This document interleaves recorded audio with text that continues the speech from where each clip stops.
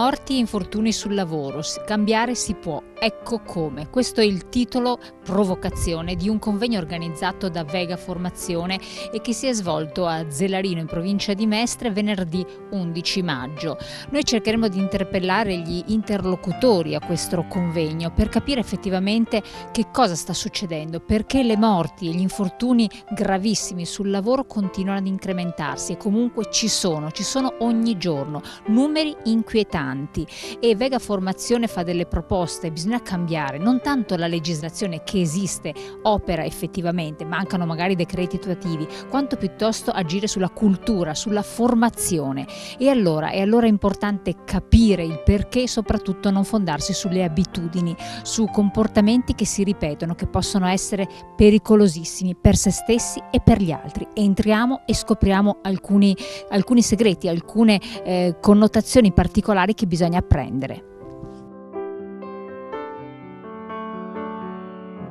Oggi vogliamo porre l'attenzione su alcuni aspetti che secondo noi sono ancora carenti e sono relativi all'organizzazione aziendale della sicurezza, i controlli che l'azienda deve mettere in atto per la sicurezza, i controlli che gli enti di controllo devono mettere in atto e poi ci focalizziamo anche su un aspetto relativo alla formazione di cui tanto si parla, si continua a parlare, si dice che è necessaria e indispensabile, se ne fa anche molta, ma forse ancora in modo inefficace.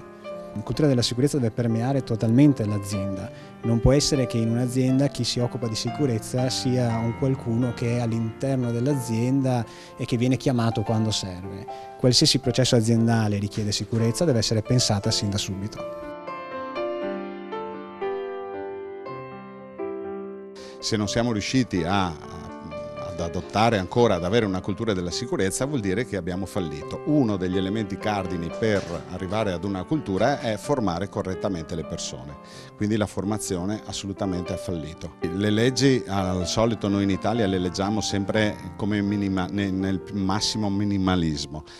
Ad esempio quando parliamo di corsi di formazione di sicurezza il legislatore ha sempre imposto delle durate minime e dei contenuti minimi, mentre bisognerebbe non applicare solo il minimo ma fare qualcosa di più per personalizzare la formazione, addestrare in base ai rischi specifici dell'azienda in modo che i lavoratori siano ben al corrente di quello a cui vanno incontro e possano porvi attenzione e rimedio.